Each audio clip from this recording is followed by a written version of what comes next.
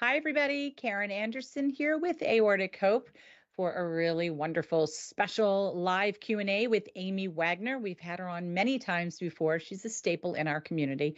But before we get started, please click that like button. Please click the subscribe button and the little bell so that you're notified every time we go live in situations like this for our weekend review with some brave souls that tell their survival story. Just click the button. All right. So before we get started, why don't you, Amy, tell everybody a little bit about yourself, and then we'll take it from there. All right. My name is Amy Wagner. As you've heard, I am a psychotherapist. I've been in practice doing counseling and therapy for about 35 years now. And one of the areas that I do specialize in is trauma.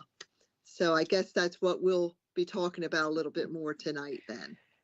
Yeah. And that's so great that you ended right there with that, because right before we came on live, we were talking about, I think that it's really hard for people to recognize that when they've had a dissection or they're diagnosed with aortic disease, that they might be experiencing a health-related trauma.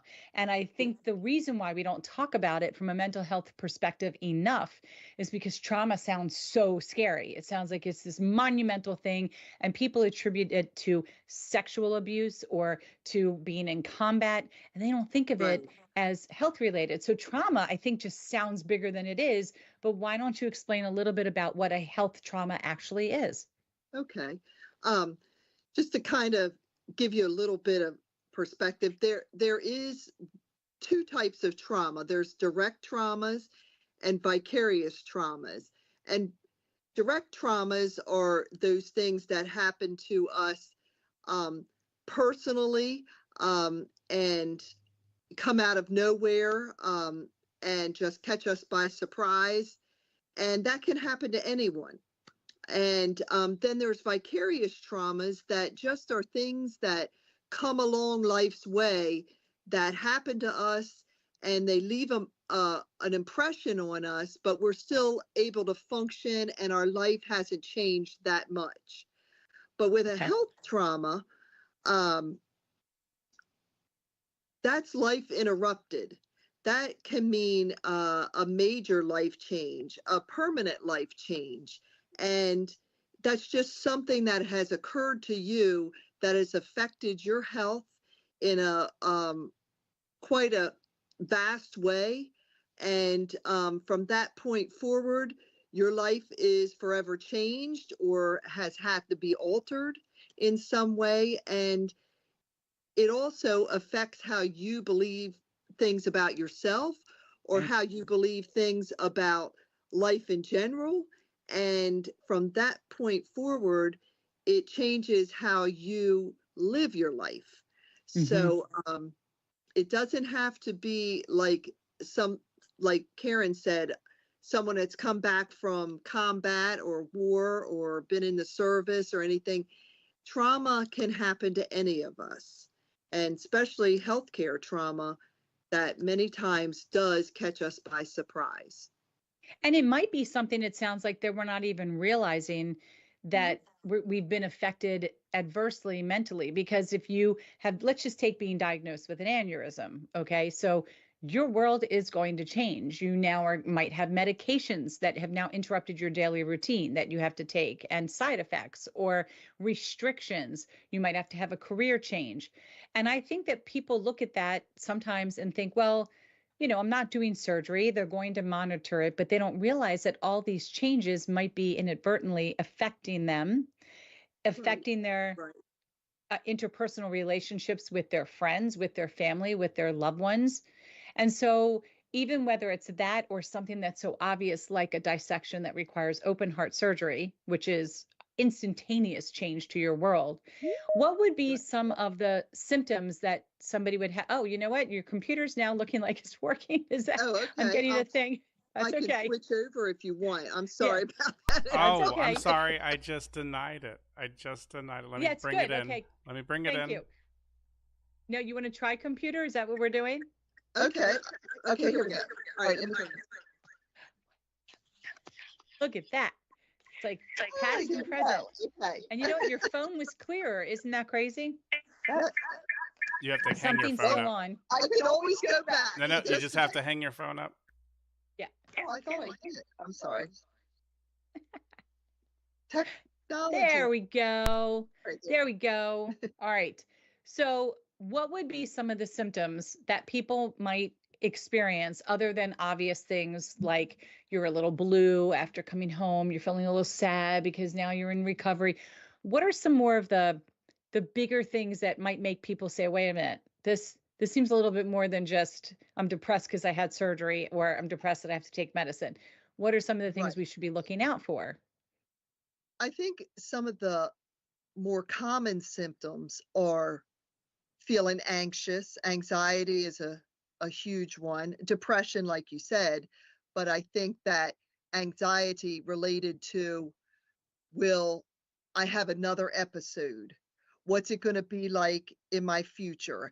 Just common things of going back to the doctor, getting reports, that fear of getting bad news again, or so some of those types of things. Some people might experience difficulty sleeping, so the fatigue related to that, dreams, nightmares, Mm-hmm.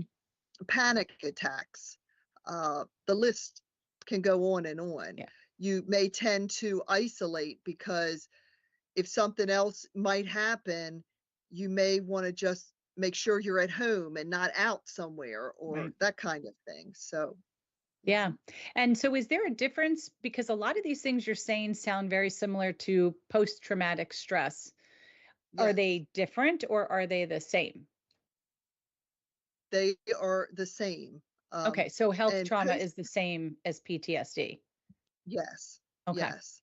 And I like to say, in order to, like the textbook description of PTSD, they usually wait until a traumatic event is at least about 30 days beyond the event, Okay.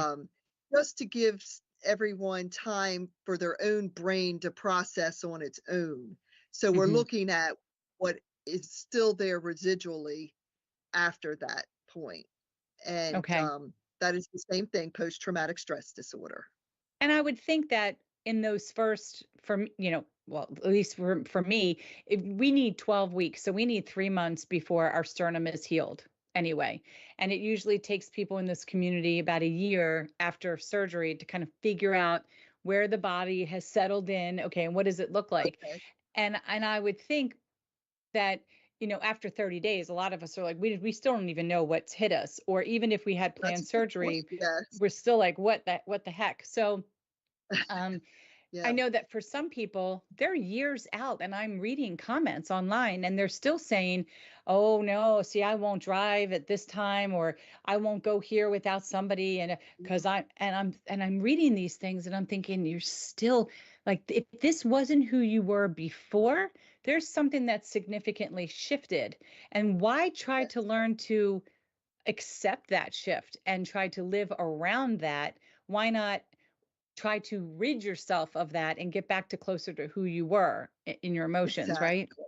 Exactly. I mean, your life is changed, but Mhm. trying to get back to what I call the baseline, as close to normal that you were Mhm. before this happened. Yeah. And I know from just talking with you, having an aortic dissection, you're not going to be the same as you, because you live with that reality now, but Right. try to integrate yourself back into some a semblance of what your life was prior to that. Still socializing, getting with family, friends, doing things that you used to. Mhm.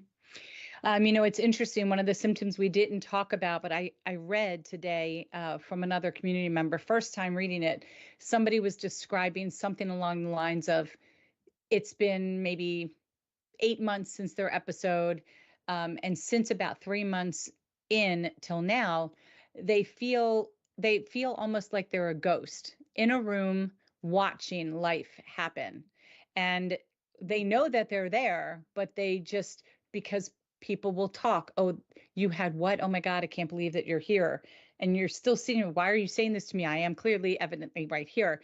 And Right. I've never heard anybody else talk about that because I felt that way myself. I felt very much completely disconnected. What's the word? Disassociated. Disinterested. Yeah, Yes. Hmm. from everything. Like I was present, I was going through rehab, I was taking a few steps, but I was completely somewhere else. Just it was way too much overwhelming anxiety that my mind was just like, you are just a body on auto drive basically. And I feel like that's definitely got to be one of the symptoms too of some post trauma It that you're definitely is. feeling. That dissociative um, episode that you may experience, or it might be an ongoing type of thing, but that's actually a uh, a means of how our brain also is coping with the situation at that time. Yeah. Just trying, because a lot of individuals, I'm sure, with the dissections and all that, have it caught them so by surprise. There's that shock element that comes into play as well. And with that shock element, dissociation is a way to cope. Yeah. It was just too much to take in at once. So our brain has to find a way to manage what is Hmm. happening. So that may go Yeah. on for a little while. Mhm. Do you feel, because I don't know where this comes into play. I read something I wrote a few years ago, right around this time on my birthday, because I'm like halfway before my next aortiversary, which will be 10 years, which I can't believe. Wow, that's Yeah, I fantastic. know, right? It's crazy. I Wow. I wrote something uh, about feeling as if I see that just went bloop right out of my head.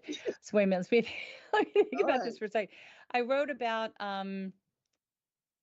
no, it's gone. Sorry. Yeah, that thought will see, that's what happens. Bloop, it's just went by. And it was a really good point I was going to make onto something that you said. Um, About dissociation or yeah, coping. I think it had to do with the symptoms of PTSD and disassociating. But yeah, no, It'll come back oh to my you. gosh, I can't believe it just so left me like that. That's never really happened. But okay. Yeah, there you go. I would pull it up on my phone, but I don't want to walk away from this because it will come back. I feel confident it's going to come back. It'll come back. You had talked about settling in and finding your new, like we talk about 2.0. And a lot of times people get really aggravated at even having to find a 2.0 because they miss their 1.0, you know? And That's I know true. that That's I've true. said to people, it's like 2.0 sometimes can be, this is what it was, can be so much greater because I remembered my thought. Okay. It's like trying to find an itch There and you you go. find it and you're like, oh my God, You're losing relief. Thought again. I was losing my mind, Amy. Thought I was losing my mind. Grief. I found that going through this, there was the whole shock, that your body goes through. Yes. But I found I almost was going through the same stages of grief. I was negotiating with what I was told had happened to me and that I even have this new disease element after having Crohn's. I was in shock. I was definitely in denial for a lot of it. I didn't want to take my meds. I didn't want to, well, I was in denial more with Crohn's. With this, I definitely took meds because I was scared I would die. But I was in denial about how bad this really was and could have been. I was sad. I had fear. It took a long time before I got to a place of acceptance. I think I accepted the event before I accepted my life and the changes that have occurred. And it's still a battle for me. I was just having a conversation before you came on about, when emails are sent to me with a lot of instructions, and then I go to look at the website and things I have to do, that my brain's like, no, we can't do this. There's too many words. It's too much coming in. And my mind says, Right, nope, right. we're turning off the computer.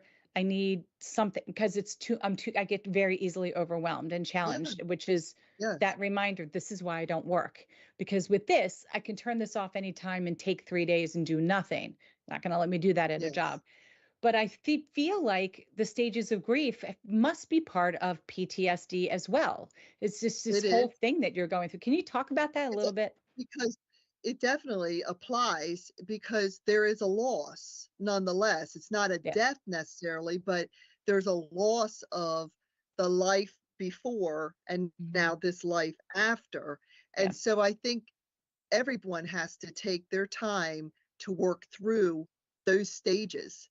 Mhm. And that's different for everyone. Yeah. And so I think some people tend to try to compare to others like, wow, it's taken me a year and it only took her, it seems like, a few months, but everybody's on their own path with Yeah. this as well. Right, right. And so when you talk about that, that things happen to different people at different times, I found out about EMDR, which we're going to get to in a minute, as a type of therapy because other people in the community started talking about it. So go back to my journey, just so people that are Yeah. watching here. It took me so long of nights where I was having, insomnia, and you laugh with community members. Oh, you're awake too. It's 2:30 where I am. What is it where you are? But then it wasn't funny anymore. Or Right. nightmares that I was drowning. And why are these tsunamis? Like, I'm not watching that on TV.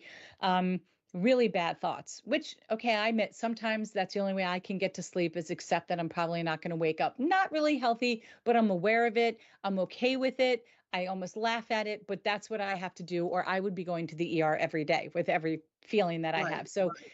it's like I do a systems check. I realize I'm fine. And I'm like, well, if I don't wake up, it's been real. And then I fall asleep. So it's very weird coping mechanism. I know sounds weird, but But I think when you've come that close to looking at death and all, yeah, somehow you have to come to some understanding about it, some that's true.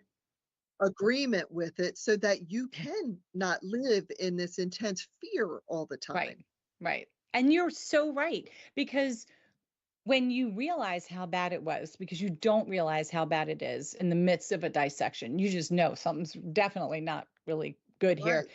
Right. Right. But when you read paperwork that says your heart was stopped, and everybody reads it, we all do it. Come on, we all get our records, we read it, and then you have to reread and see your name at the top, and you're like, are they really talking about, like, seriously talking about me? This was me.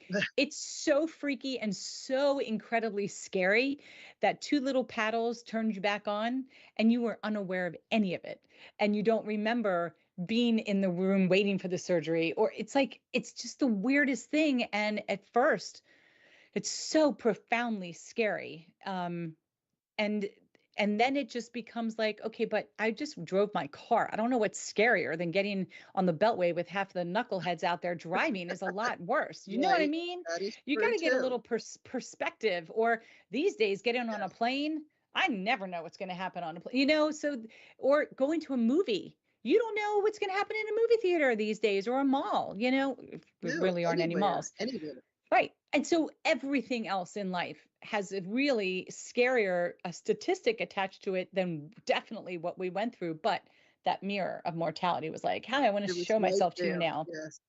And it Mm-hmm. changes you as a person. Um, it just does. So interesting that we would read all of this and talk to community members, but it took a year before I was like, is this something? I'm smelling things and hearing things that are not existing. Remember when I came to you Right. and I would be like, I smell alcohol all the time. You're like, well, let me just Yes. rip open a That- packet of alcohol. I'm like, no, don't do it. I was so scared.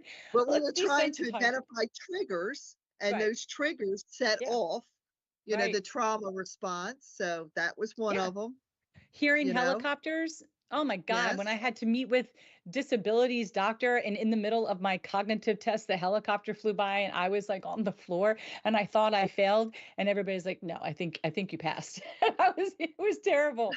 And Yes. I know that I need a tune up when I start to notice helicopters. Or I noticed this weekend when I was away, a lot of fire departments came by, even imagining it. You see what I just did? I go, oh, Cody got my fingers up to my ears.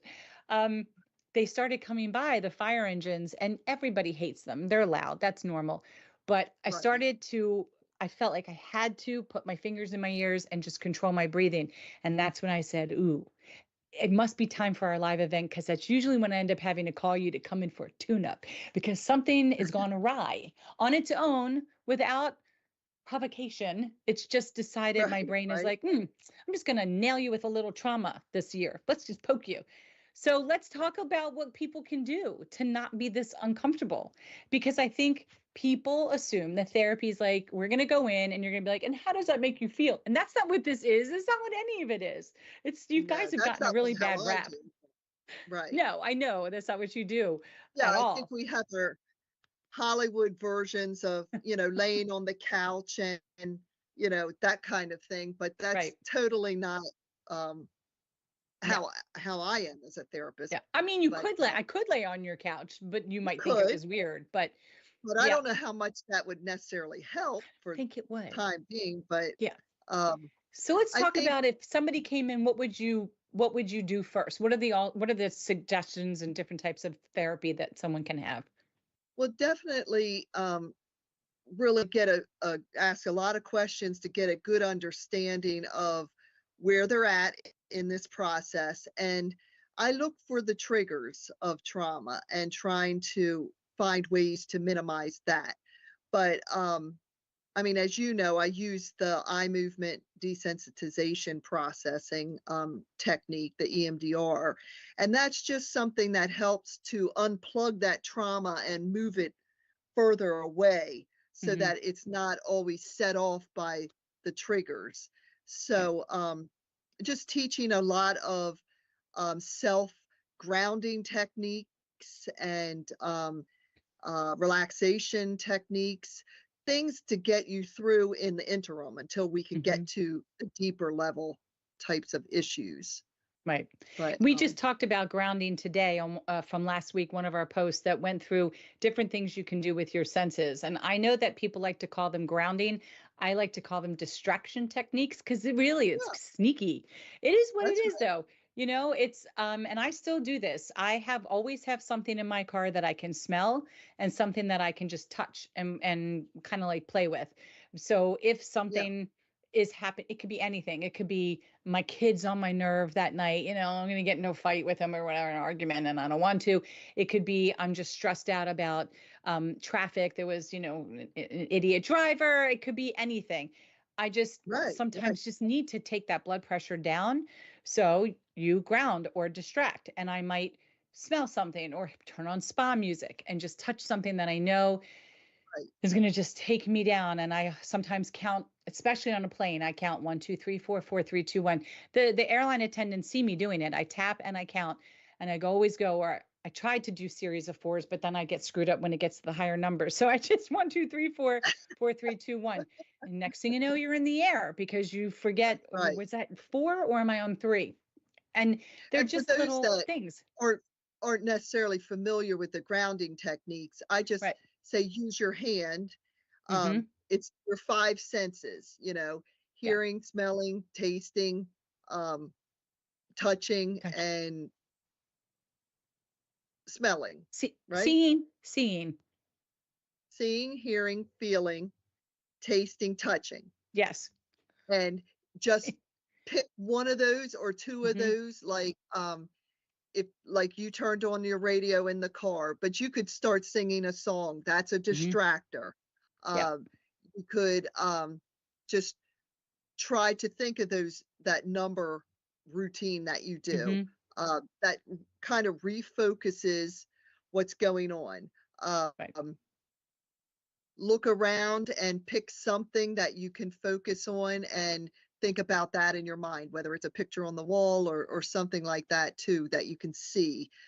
But just things that kind of bring you down from that level of heightened stress or anxiety that kind of bring you back to reality, especially with if dissociation is going on as well. You want to get Right. back grounded in reality. Exactly. And the other thing that I know people do before we get back to some suggestions on making us feel better is they get sucked into the what if land. Well, what if I had died? Oh yeah. Right? Or can you believe that I could have died? And you're like, but you didn't. I know, but I could have.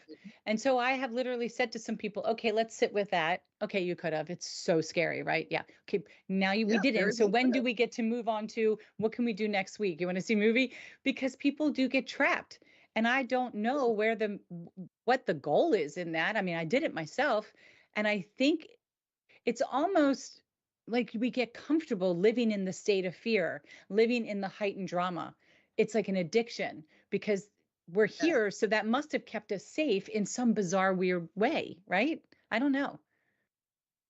Well, you're here, you survived, so there's a reason for that. I Yeah. mean, if you died or passed away from this, there wouldn't be anything we need to discuss. I mean, Right. it's just, Right. That's true. but you survived. So that Hmm. means, that you still have some living to do. What are Yeah. you going to do in that time period? Just like Hmm. any of us, what are we doing in our time here on Earth? And Right. so it's kind of reframing that in our Hmm. minds, to kind of have a different perspective about life. I mean, you value life in a different way for sure, but how are you going to make the most of your life now? Yeah. And just kind of reworking that in your mind. Yeah. It's hard to not stay in the, oh my gosh, this could have happened, or can you believe I had a I'm chest sure. tube? Or it's so that's a really hard hill to climb up. And then the next battle you have for the rest of your life is scanxiety. It's, oh my gosh, I got to go for Oh, my scan.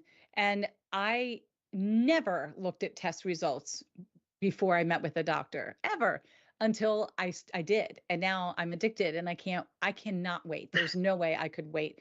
Sometimes I don't hear from doctors forever. And then they don't tell me about the other things that scans pick up that I need to go research.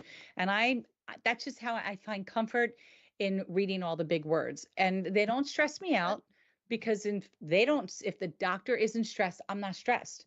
And I've also come to this place where the decision's already been made. There's nothing I can do to change it between today and tomorrow when I have the scan. So it's already, whatever it True, is, it is. I true. just got to get it written in paper. And in order to do that, I have to lay on the table. So that's kind of how I look at scans. Otherwise, I'd be so freaked out twice a year, every year. And Yeah, I'm I sure don't it's know. easy to Yeah, become a go ahead. little obsessive compulsive or obsessive Yes, about things yes, like that. I am. But I think it's all in how you frame it, like Yeah, you're doing in your mind, get yeah, it in a perspective that is comfortable. right, And the right, what exactly. ifs and the should haves are Oh, just kind of your self-defeating type of phrases, that exactly. 100% self-defeating. That's right. Mhm. So before we get into the EMDR, CBT, cognitive behavioral therapy, is that something that one would implement for health trauma related stuff? they that I think is part of the therapy process, is that Okay. cognitive behavioral thing. It's talking about what happened, but also, okay, now let's move on to some action oriented type of behaviors to help you through that. Yeah. And so I think it's one thing to be able to talk about it and express yourself over your experience, but Hmm. you have to move forward from that. And that's where the behavioral help will come in play. Right. So, to move you forward. And so EMDR, which you mentioned, which was like my saving grace, and we've done it now for two different topics. I will not do it Yes. about spiders. I get to draw the line and say, I'm just going to hate them forever and be fearful, even though Oh, I'm a no. million times their size. But so eye movement desensitization and reprocessing. And you once described it to me, and I love this. You like to think of your brain as a computer, right? And so all this Yes. information you take in, you don't even realize all day from what you see, you hear, your five senses again, it all comes in All the and time. it gets boop, boop, Right. boop, boop, put up into these folders when you go to sleep in your REM state, when your eyes are doing this. It's like, and then all of a sudden there's some wackadoo thing that you experience and your brain misfires almost and puts it in a folder with fear and attaches a smell or sound or something to it. And that's your trigger. And that's the misfiring. So if you do this eye movement, which replicates REM, it allows you in a safe space, sitting in a therapist office, to think about something and it gets re-downloaded without any of it because you can open one eye and you know where you're sitting, so you're not experiencing it. And the crazy thing about this, um, number one, other than the fact that it absolutely works, and I know that I understand why, but I don't understand why. But Right. it It's truly amazing. truly works. Mhm. Um, is that you may need to have a tune-up because Yeah. it is like any therapy. You might need to go back to PT. You might need to go back and see a cardiologist. It's the same thing, right? So explain it Right. if you can a Yeah. little bit more what you do, because there's so many different methods of how you do it, you know? Well, I mean, the original way was just having someone watch your finger back and forth. I have little Hmm. hand paddles, or you can do audio with beeps. But Mm, believe it or not, that's all you need is to start processing through a traumatic memory. And so usually I'll start with the actual day that you had the dissection, or some people um, know they are have to have surgery, and they're like, okay. the anticipation of waiting those few Hmm. days, that type of thing can be traumatic in itself. But um, you start with the main event that created all of this, Okay. and that that is just the process through, and to identify like negative thoughts or beliefs you have about yourself. Um, like, I am not in control, or I am afraid, or anything that has attached to that. We try to separate out the Hmm. emotion from the event. Right. And that, believe it or not, um, helps break the triggers that occur.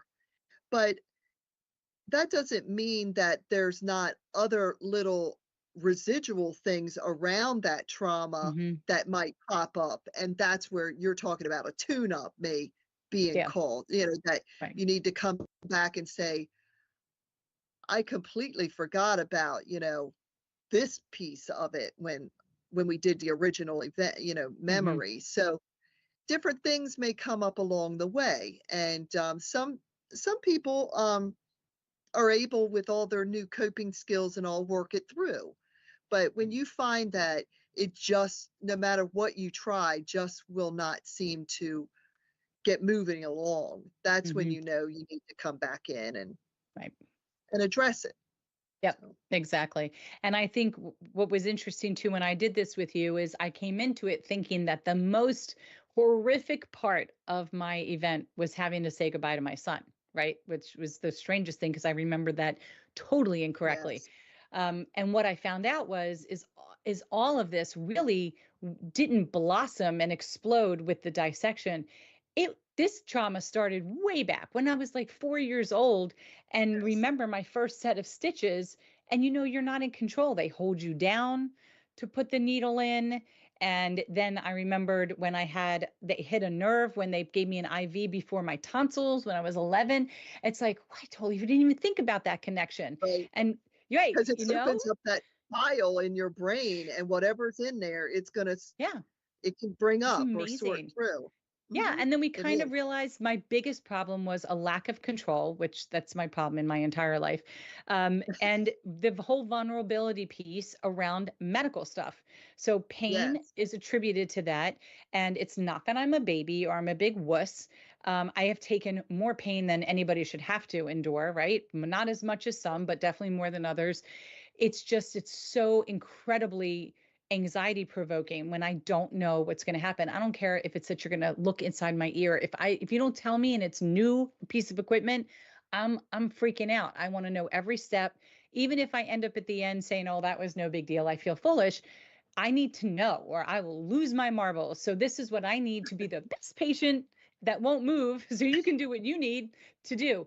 And I would never have known that really about myself unless we had done this process. It just came right Yes. in front of my face. It was so obvious to me. And it really moved things along for me, but it was hard. It You did beautiful. was hard. Yes. You did It's hard beautiful. work. Mhm. Yeah. Yes, it is. Yeah. It's But hard, but it was definitely once rewarding. you get it past and Yeah. in the right place, Yeah. it's amazing how different your life looks or is, Yeah. and You just so get to that acceptance. Even if you get there begrudgingly, you get there because you know that there's no option. And the sooner you get there, the better you'll feel from a mental health perspective, the more tools you have, Yeah. like prescriptions. But these are different types of tools, although nothing wrong with prescription meds if you need them. But it's almost like you're given these tools to implement anytime you need them. And that Yeah. becomes in and of itself empowering. Once you taught me to flip the script and realize I was 100% in control, I gave myself over to the doctors to do the surgery. I gave in to let them do what they needed to do. When I flipped that and I realized, oh, yes, I did. As a matter of fact, I was in control. I just was too high to realize it because they gave me Right. It's percent, how you but I define was. it, and Right. you reframed it. Everything, yes. Once I rephrased it, I was like, wow, I'm kind of a badass woman. This was okay. I really did do this. All right, I've been seeing things coming in on chat. Let's see what we've got. Joshua, you want to give us some idea on what we have going on and who's out there we should shout out to? Uh, let's start with saying hi to some of the people that dropped in: Velda, Sure. Tam, Michael, Pat, Chef Tom rolled in, Katie. We haven't seen Katie on YouTube here in a little while. A new person. I'm not sure if I've seen Kiki before. She's dropped in to say hi. Wonderful. And Right. Chef Rob, good old All Aortic right. Chef, decided to drop in. When you were Okay. when you were discussing dissociation, Pat says, "OMG, that happens to me, Karen." And Yeah. Tammy says, "This is a question: is disassociation the same as silent panic attack or related? How do you know the difference?" The the difference with dissociation, it's almost like you are separated from yourself. It's like almost like you step outside somewhat of your body and you're viewing it from other eyes, or in a separation type of way. Panic attacks, you are very present, but you're having the symptoms of high anxiety, heart beating fast, could be sweating, could feel like you're about to faint. It's very symptom related things with panic attacks, where dissociation, you're trying to escape out of or separate from the situation going on around you, or whatever has triggered you. You're trying to just kind of distance from it, if that Yeah, I makes kind of I sense. kind of looked at that like being like I said, I felt like I was a ghost. I knew I was someplace, but I was seeing it. I think we talked about this when I came to see you when my father passed. I kind of Yeah, disassociated from what was going on around me at the funeral and saw myself from different absolutely. perspectives where I never was standing. I was just someplace Right. else. Whereas panic attacks, yeah, are much more, you feel it's a definite Yeah, physical panic, thing. you're in it. Yeah, Dissociation, you're trying to kind of get away from the reality of what's right, happening around you. right. Okay. Okay. Hopefully that And so this was goes there. into a good follow-up question. So Kiki says, "I have a question. How do I know if I'm having a panic attack or if there's something actually wrong? I'm Good experiencing question. so much distress lately." Yeah, that's a good question. Like, how can you tell the difference? I mean, it's also when people feel pings and pangs in their chest, they're like, Mhm. is this another dissection? Which the chances of a dissection where you already dissected is so slim. Not saying it could never happen, but that would really pretty much be a rupture because you're only left with one good layer. And usually once it clots off, just so that you guys know, that really creates some stability in there. But people don't know. I mean, I still don't, I know, but I don't know in the moment when I don't feel well. I always now, me personally, after discussing it with my physician, will go to gas and I'll shift around, pop a gas X. And if I can make the symptoms move, my cardiologist has told me I'm okay if everything else looks okay. So if it was just physical like that, I would say talk to your cardiologist to give you your set parameters on when it's important for you to go in and get checked out. But how do you know the difference between a panic attack, which I would think feeling this could cause an anxiety attack, or is it a panic attack? Yeah. Or are they one and the same? I mean, yeah, panic or anxiety attack, or just different words used. But Okay. I think the difference is, I mean, you can feel like you're going to have a heart attack sometimes when you're having a panic attack, Hmm. but keeping in mind that panic attacks usually only last, somewhere between 15 minutes to 30 max at the peak, and then things start to ease down. Um, Hmm. but I would say that, with this, sometimes you may not know. And for your own peace of mind, you may just want to go to an urgent care or something and have it checked out, because it may feel like you're having a heart attack. But um, if symptoms, the height of it, the peak of it, tend to start to lessen, then you can tell, okay, that's a panic attack. I think if it truly is heart related, it's not going to subside like that. Right. Uh, but it's always better to err on the side of caution, and even just give your doctor a phone call just Yeah. to see what. But Right. if you find that you're having these quite often, that might be also an indicator that maybe you might need, um, just to look into maybe a medication that might help that anxiety stay at a level that is manageable. And that's something also to discuss with your doctor, what medicines might work best for you. I was just And going to say that, and I it know doesn't have to it's a lot. be right. It doesn't have to be like a psychological or a mental health med.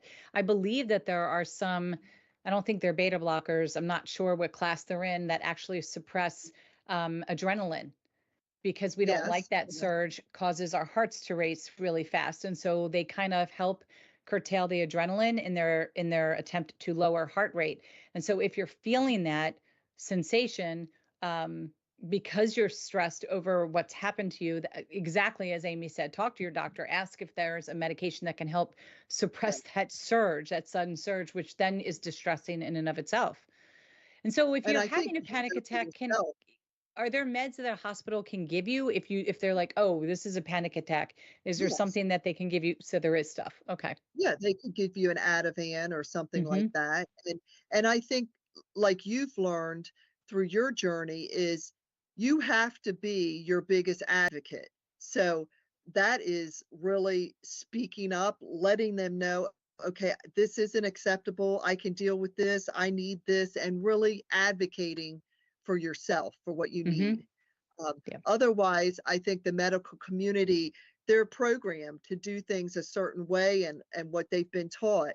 But for you, you may need it done a little bit different. Because Mm-hmm. I know, like for you with needles and smell, you had to speak up and say, wait a minute, I need to take Yeah. it slower, or I need Yeah. to, sit here with this a minute. And so Well, you make me be laugh your because I just had to have a shot in my shoulder like a month ago, a second time. The first one went great, but the doctor retired it's for bursitis, and I went in, and so it's a whole new person. It's a PA, and I'm like, well, I just need you to tell me what you're gonna do, and I talk a lot, so just don't mind me. And then I said, well, wait a minute. I don't have anybody with me this time. I have to hold my own hand. And she's like, do you want me to get you somebody to hold your hand? And I said, yes. So she went out oh, and okay. she said to somebody, I need you to come in here and hold this patient's hand. And that woman was like, are Oh, you kidding me? And the PA was like, no, I'm not kidding you. I need you to come in here and please hold her hand. And you could tell the woman just felt a little put off that I was making her stop her work. And I looked right at her. I'm like, yeah, this is what I need so that I don't jump when she's got a needle in me and she's switching out, what she's putting in the medication wise. But yeah, sometimes it was really hard for me to start to advocate for myself. But what I learned is when you advocate, you're communicating and educating. And yeah, that's the key to your relationships with your physicians. And every time I don't do it, it's always a horrible, horrible outcome. And I feel miserable and I feel ridiculous that I didn't yes, speak up in any situation. And how do they know unless you tell them? When they I went don't. in And this is for, right, your life. exactly. And when I went in for TIA long time ago, potential stroke, they call a rapid stroke team. There's like 7 or 8 people in this little triage. And I just Mm, looked at them and I said, I have one voice. If you all ask me questions, I'm going to fail. I need one voice, one thing to focus on, one focal point, because you are freaking me out. And so then they picked their lead, and this woman was like, all right, one voice, me, let me get the information. And they can all move around me. I just tunnel vision myself, because when you got everybody, you got blood pressure cuff here, IV started here, Right, that's enough right. to, like, it's again too much for me, too many sounds, too That many is, people. that is. So It's you have to speak overwhelming. up. Yeah. Yes. Okay, That's a now great way to keep. before Yep. I let you go on to the next thing, for some of us, we're not really sure what a panic attack is. So, can you explain what somebody might be Mm. going through if maybe they don't know they're having panic attacks? They may not. A panic attack occurs, it can occur out of nowhere sometimes, or it can occur out of a response to just being just extremely overwhelmed, or um, having a surge of adrenaline, or how your brain is perceiving a situation can just be overload. So you respond, your body responds in a physical way. And that's when you start having those physical symptoms. Yeah, your brain is going a mile a minute with thoughts that you can't really get a hold of, but you're having the sweats, you're having the heart palpitations, um, you're feeling like you could faint. You may feel like you might get nauseated or sick or any kind of physical symptoms like that.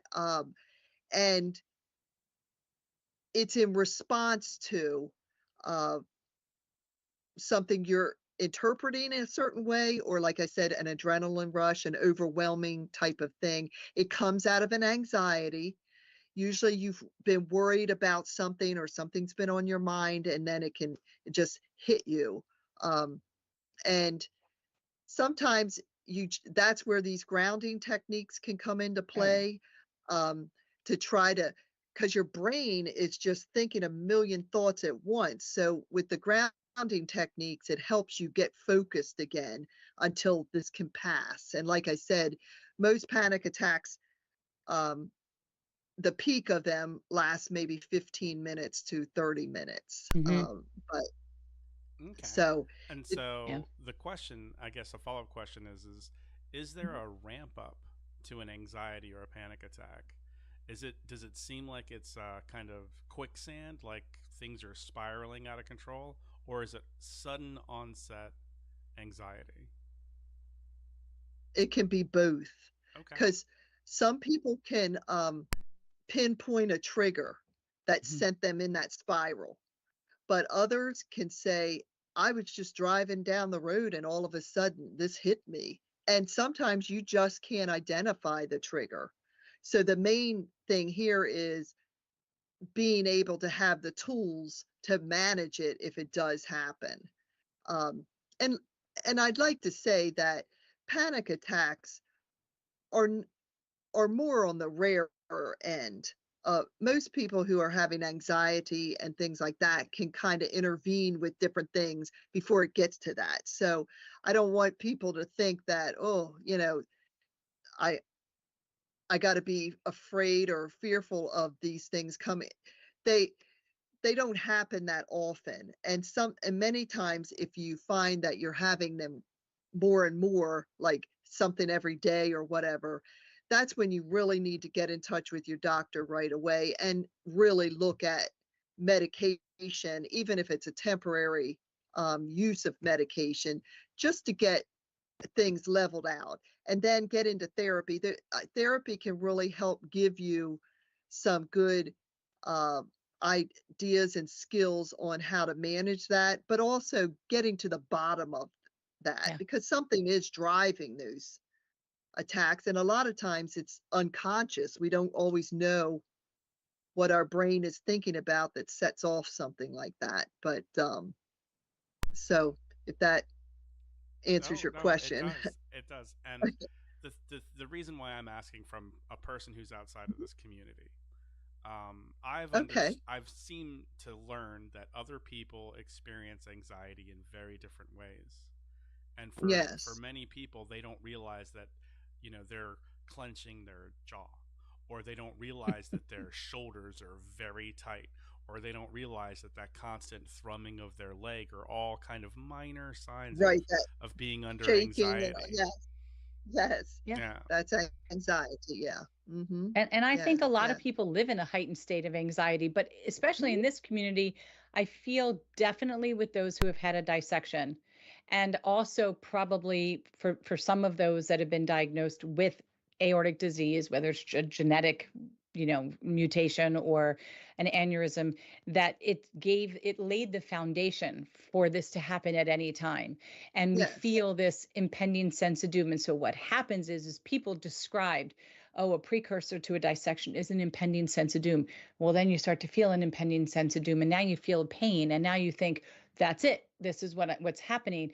Meanwhile, it's been Right. implanted, because if nobody told you, you wouldn't necessarily be thinking that's what it is. Right. But They're looking for it. Right. Yeah. exactly. It's like you're subconsciously looking for it. And I know for a lot of us, once this happens, now any health thing, anything is part of the foundation. It's just another branch off the tree. And so you feel Yeah. it. So for instance, I've been having a lot of arrhythmia, and after having it, I found out about a gene. Doesn't mean that it has anything to do with the gene that causes arrhythmia. There's no way to know. But I have been told so many times, this isn't going to kill you. It's not going to hurt you. It's annoying, uncomfortable. It's not going to hurt you. If you feel like you're going to pass out, sit down. Like, just, you're going to live with it. But it doesn't matter. Every time it happens, I walk around perpetually just feeling it all the time. When it's really bad and I think I'm going to pass out, well, how do you not have a little mini anxiety attack and start thinking, oh, That's I just right. feel so sick? But I Just have to worry. sit Yeah. there, right? I have to keep saying, they keep saying I'm not going to die. They just keep saying, so I'm just going to lay down. Now I'm going to address the symptoms on a more logical fashion, which is not going to stand up fast. If I feel like I'm going to pass out, I'm going to sit down, even if I'm in the store. I'm going to address them logically and responsibly versus dramatically, because I'm so annoyed that it feels so horrible. So I'll deal with the dramatics later when I'm home safely, after I Yeah. get my home safe. But until then, you have to say, all right, what am I going to do to make myself feel better and comfortable, as much as I can, to not feel it, because Yeah. unfortunately I'm going to feel it. And then you hopefully don't think about it. So, for me, a little Xanax will help me calm that down or sleep a little better. But everybody's on their own kind of journey with this. But the whole Mhm. point of this is nobody needs to live in distress. That's This right. is That's something that you can do something about, right? right. I see here we did get another question. Can you briefly discuss the trauma that I was just going to get to that? See, great minds think alike, Tammy. The caregivers experience Oh, and yes, when yes, they yes. need to seek help. Oh, yes.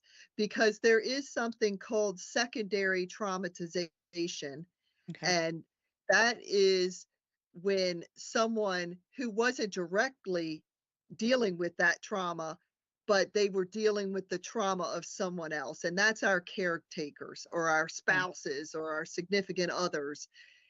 They live through something as well. And so they may be experiencing similar things of Hmm. trauma. Um, and they really do. I mean, they live in the reality of possibly losing you all the time as well, or the day that they got the phone call that, hey, we're flying her to shock trauma because she needs an emergency, surgery in less than an hour, or this and so it's still that sudden shock to them, and they're having to, okay, what do I do next, and how do I so I think for them, I always encourage them to seek their own therapy as well to deal with this.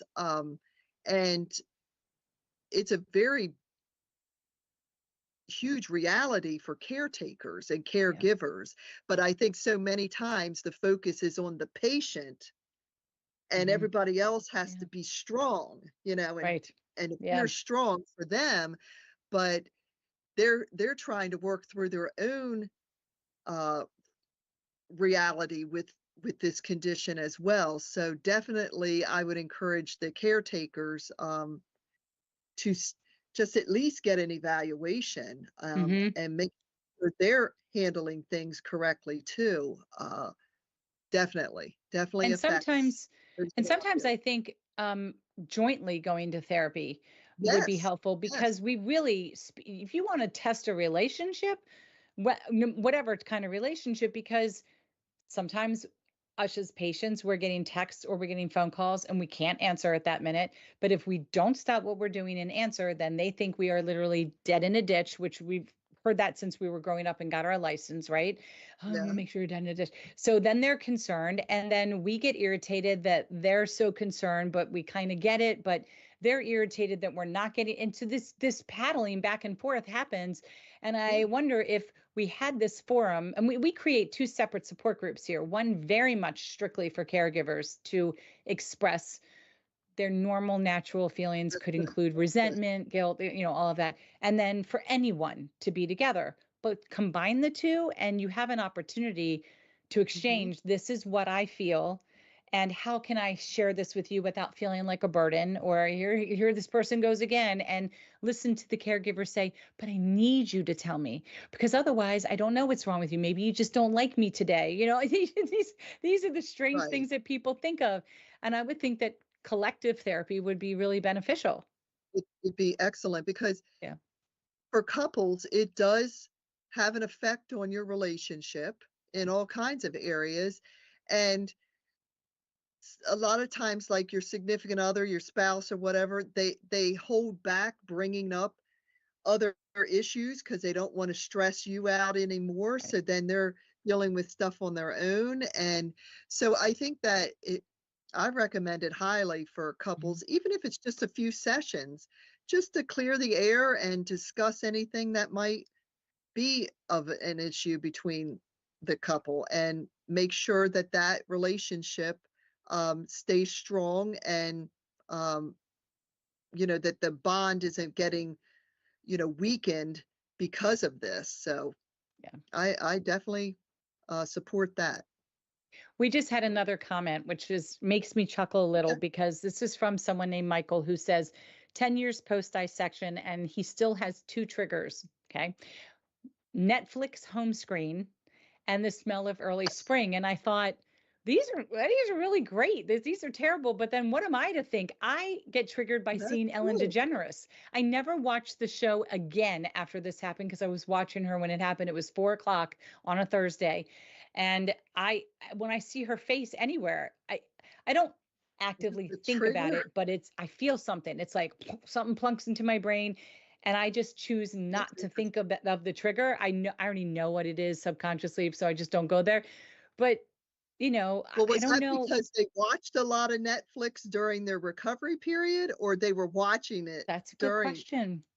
That's a you good know, question, right? Was a lot of Netflix watched immediately in following your the recovery incident? period? Yeah. I'm going to guess it happened in early spring, since there was a smell of early spring. So what can somebody do to help move past those types of triggers? Desensitize yourself and watch Netflix. Yeah. Stare at the Yes. screen. Or Yeah. believe it or not, EMDR could help Yeah. separate out the Right. emotion you're feeling when you are um when you're when you see that, like, Mm-hmm. or hear that Netflix tone That or whatever, sound. it's Yeah. something you've associated Netflix with, and Mm-hmm. that can break that up too. So Yeah. And the smell of spring, yes, reframing, finding a way to smell it and yeah, now feel rebirth. Maybe look at it as a right. rebirth, not an almost death. And I'm not sure what smell necessarily they were Yeah. talking about. Like, is it fresh cut grass, or is Mm-hmm. it the flowers, or that It was type of thing? it But was during recovery. oh, okay, okay. Yeah. That's what I was wondering, if during recovery, yeah.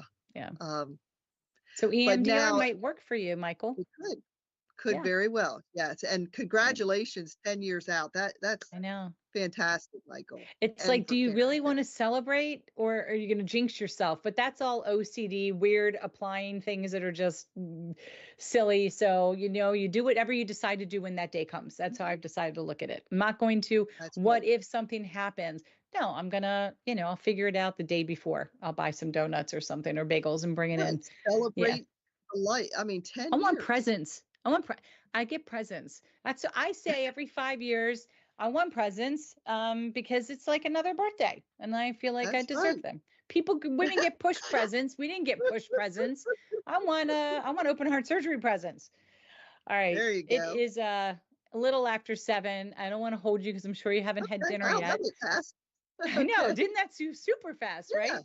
But it's always good. It's always wonderful, not just good. It's great to have you on because I feel like I Well, still thank you. learn. I enjoy Yeah, it. I get to use it as my own mini therapy session, which that call's coming soon in the next couple days to do my tune-up. Anytime. Anytime. It happens, but it works. It's not, it's, oh, so Michael says the smell was when I got out of the hospital. Oh, I can see Okay. that. Yeah. EMDR, my Yeah. friend, EMDR. I Yes. promise Yes. you Yes. it Okay, will Yeah. help okay. you. Yeah. However, one final thought. Yes. Yeah. So, one thing that when Karen first shared with me that she was taking EMDR, she didn't tell Mhm. me how long the procedure would take. What Okay. does that look like? What does the schedule of EMDR look like? I do it right within the hour session. And I think for Karen, 6 we weeks, I think. made a, yeah.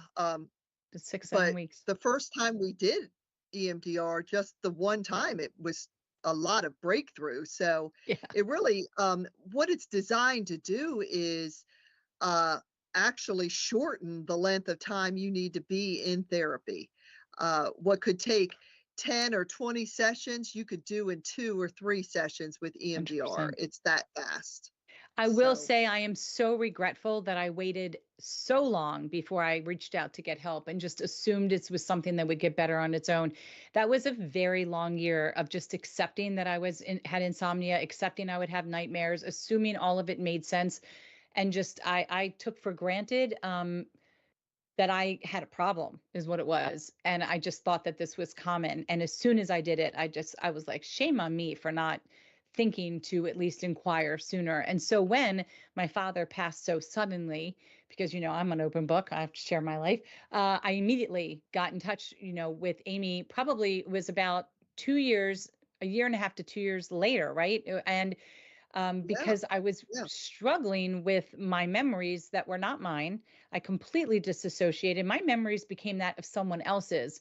And I was hearing yes, things and seeing things that I was never present for. My brain filled in gaps and they were not pleasant. They were worse than my own memories. So we did this and it was like, I just remember crying and just thinking, wow, I have my own memories. And I remember you said, yes, you do. And it's not hypnosis, but I put yeah, my memories where they needed to be because they weren't scary. Look, people die, and yes, this was not the way I had it planned. It was very sudden and unexpected, but this was what happened. And this was my experience in the death of a parent. This was mine, not what my mother's was or my sister's. This was mine. I'm entitled to mine, and I don't have to live through someone else's eyes. And I did that because I was in shock. And so and once I you saw did that mine, I was like, within yeah, 1 hour of a session. yeah, it was amazing. It- It was we amazing. had you through the whole death, the Yeah. funeral, and all, Yeah. so Yeah. it's that fast, It was that that fast. And it fast. was, I just remember telling my mother, I'm like, I have my own memories and they're real and it all sucks. And that's normal. And it's not great. And I hate every minute of it, but they're mine. And it was weird to say I was happy that I had a memory of the experience. And it wasn't as horrible as what I imagined it to be through the eyes of someone else. And what I even shared wasn't what that other person experienced. So it was so liberating. And I just felt so lighter after 1 hour of talking about, we had Yes, talked about it for a couple sessions before, but then we got down to right. business and I was scared and I mean, even though I'd been through it, I was like, oh, get a whole box of tissues. Let me get another tissue. But I think most of my tears were, holy crap, this is incredible that Right. I felt. How can somebody say they feel good about the death of somebody they love so much? But it was, I got to a place of begrudgingly accepting what had happened on my terms, Yes. with my mind. It was just amazing. I can't speak any higher about this I therapy. appreciate that. It's true. And and this is what we're going to Yeah. close with. Not every therapist does this, No, right? no, So you you have to have find to, someone. yeah, that have been trained, in in this type of technique. Mm-hmm. You can go on the EMDR has a website, and you can look up there whatever state you live in, find EMDR therapists in your area. If anybody needs help with that, I'll be more than glad to help anyone find a therapist in their area Is too. it like emdr.org or something? I think I looked at it Yeah, once. it's actually EMDRIA, EMDRIA, because it's internationalassociation.com. Okay. emdria.org. Maybe, Josh, we can get that up Yeah. online for people to see. I know Melissa just wrote in thinking, I need Amy too. Any referrals for Los Angeles? So you go to Okay, yeah. emdria.org. There's a lot And, in the California area. That's where good. EMDR really started from in California. So, Great. yeah, I'd be glad to help anyone that reaches out to you, Karen, to help them Sure. find someone. Okay. So if you can't find this on emdria.org, then please shoot me an email at info@aortichope.org, and we'll be more than happy to try to find you a couple names out there based off of that website. All right. Yep. Sure. Any other questions, anybody? Going once, twice? Okay. So, going to dinner. This Thursday, we're going to be helping Katie celebrate her 5th aortiversary. Oh, wonderful. Oh, Yeah. Happy aortiversary. How great. That's awesome. Very good, 5 was good. 5 was very, 1 was good. Tammy says, Amy is wonderful. I know she does telehealth appointments. She can do EMDR through telehealth. In Maryland, right? In Maryland. In Maryland, yeah. It's a little different. I just, during COVID is when I really started learning how to do a little bit of EMDR telehealth wise. So it is possible. It is possible if you can't be in person. Gotcha. All right, Amy, as always, you're wonderful. Thank you so much. You really, you're more than welcome. This is so helpful, because if you weren't here with us live, and if you were, thank you to all of you who watched and had questions. Don't forget to click the like button. Please click the subscribe button and the little bell so that you're notified every time we go live. And please share this on your own personal social media, because people will definitely get something from this and learn something tonight. And thank you again, Amy. We really appreciate you. You're welcome. Thank you for having me. You're welcome. All right, everybody, have a wonderful evening. We'll talk soon. Take care.